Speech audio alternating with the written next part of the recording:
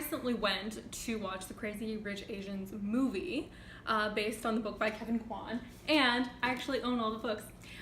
So I didn't love the movie. To me, the movie was about this American-born Chinese girl who meets a fabulously wealthy man and goes to Singapore to meet his family, overcomes all the odds, and eventually wins the man. So it's a Cinderella story. But that's not what the book is. That's not the same story at all. Okay, so first of all, to me, Rachel Chu is not the main protagonist in the book. She's sort of a contrast to the Singaporean people in the book and the crazy wealth and everything. She's sort of like a metric stick to compare things to, but she's not the main character. To me, what the book is actually about is Amma and all her wealth and the sort of vying for her favor and for her inheritance. It's not about Rachel Chu at all, okay? So I said earlier that I was upset that Connie Wang was cast as Rachel Chu because I saw Astrid as more of a protagonist. But the way they shot the movie, like, that makes sense that they had Connie Wang as the main character, because she is the main character in the movie, even though she isn't in the book. So for me, the filming, the camera is a completely American perspective. And people are talking about, oh, finally, you know, American Chinese representation in media and that sort of thing. And I was really confused because this book to me was about a bunch of like Chinese Singaporean people. Like, it had nothing to do with America at all. And I was like, but they're not represented. But again, Rachel Chu becoming the main character makes that representation in actuality, right? Okay, so some of the ways that wealth was represented in the book aren't translated into the movie. So I was watching Common Spence's video, his July wrap-up, about how he didn't like Crazy Rich Asians because Kwan was constantly name-dropping brands like Louis Vuitton and, you know, random designer brands. And the movie doesn't do that. And to me, it felt like it was missing something. Like, Astrid Leong, like, in, like, an extremely elegant gown that isn't completely branded, like, it just doesn't have the same pop to it. It doesn't show her like humbleness. You see, the way they decided to show her humbleness in the movie is her interaction with a child. But really, for me, her humbleness in the book was best represented with her interaction with wealth and with branding. The iconic thing from the book to me is the fact that Astrid Leong wears the same dress to every wedding she attends because she doesn't want to upstage the bride, right? And that's never mentioned in the movie, and it's really sad because like that was like the thing that the book was about for me. Okay, so also Astrid will pair random like H&M clothing with her designer clothing. So there's this weird mix of like really poor, like really mainstream sort of attainable items with this really highbrow sort of thing. And that's what kind of makes her more humble and relatable to me. Okay, so like I've been, like you've like heard me say over and over and over again, Astrid Leong. Because to me, Astrid is the main character in Crazy Rich Asians. She's who you want to be. And her story doesn't have the complexity that it has in the book, in the movie. And obviously you can't do that in a movie. You are only representing one thing. They don't show, they just made it so shallow in the movie. Like the fact that she hides her purchases from Michael.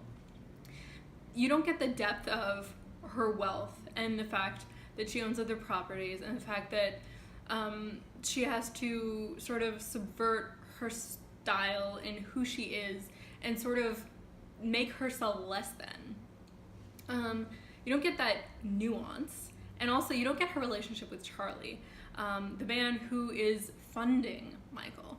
So Michael comes off a little bit better in the movie. He's this man who's been wronged. He's I don't know.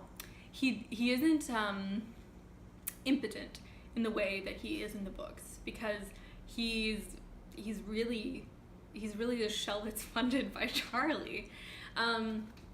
Okay, and then like I said, the book is a story of a family fighting for Tyrosell Park. It's a story of a family wanting to inherit.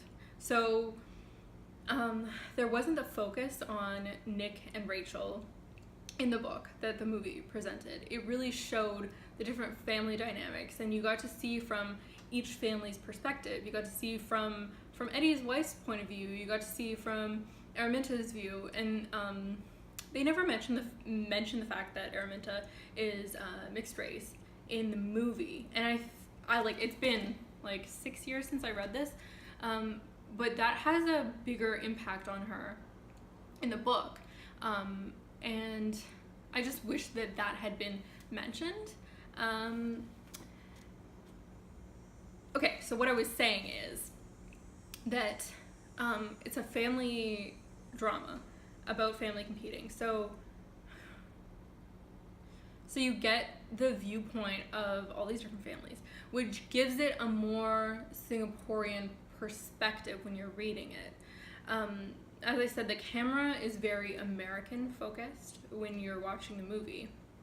And the ending of the movie is this like happily ever after moment with Rachel and Nick, where she sort of gloats that she's like won the man and she's won over Eleanor, and you know, it was sort of like a yay American individuality kind of moment. But in the book, it's not East versus West in that way. It's very much from the Eastern perspective, and you you're sort of drawn into their motives and their care for family and sort of this hoarding of wealth, and you want the person who is going to take the most care of Tyrosell Park to win this family inheritance struggle. And you're not on Rachel Chu's side.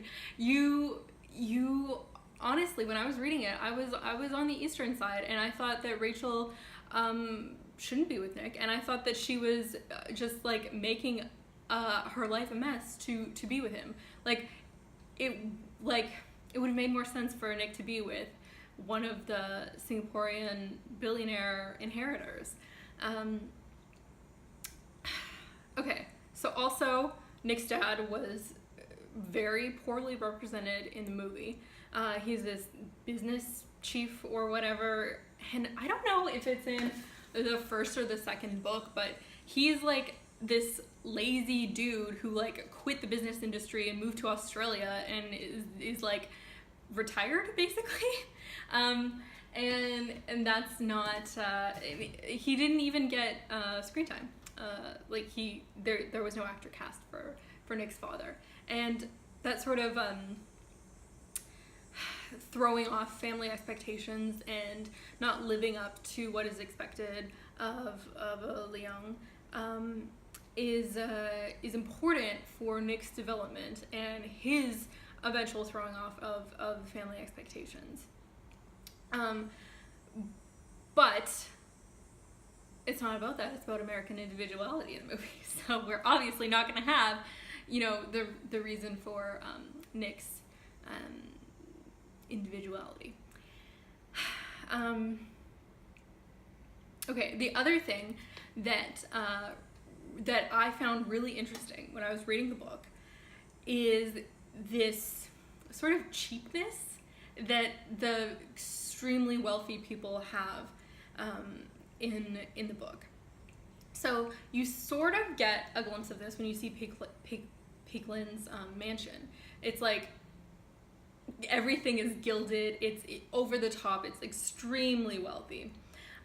But in the book, it's made very, very clear that the crazy wealthy people have taste, and that there's sort of this history of like growing up in war, and there's a history of the Japanese imperialism in Singapore, and that makes these extremely wealthy people sort of discerning about the sort of things that they purchase, and they will spend millions and millions of dollars importing water from Iceland.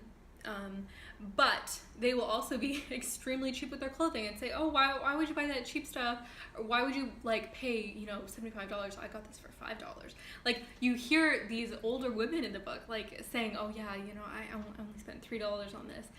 And there's that sort of feeling among the second generation, like Eddie's sort of generation, this sort of need to match new money, whereas his parents and that sort of thing know they're wealthy and they feel no need to flaunt it. Whereas Eddie is like, how will people know if I'm wealthy if I don't show them?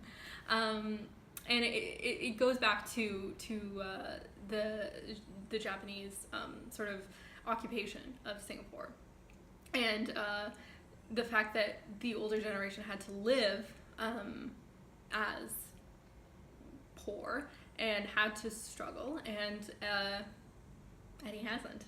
So, okay, yeah. So the ending of the book for me, or the ending of the movie, was wrong. Okay, so like after finishing the movie, I enjoyed it. I thought it was a nice American like romantic comedy sort of thing, and I left with this sort of like bubble of happiness, and I was like, that doesn't make sense. That is not how I felt when I finished reading the book. I was like, I felt like sort of terrified for Rachel's future, and I was wondering how Amma was gonna break up Nick and Rachel, because that's what I thought was gonna happen. And it's just this happy ending thing. Like, if there'd been like a threatening shot of Amma like evilly plotting after this happy Rachel Nick moment, I think it would have set the tone a lot better, right? The complexity is lost in film, right?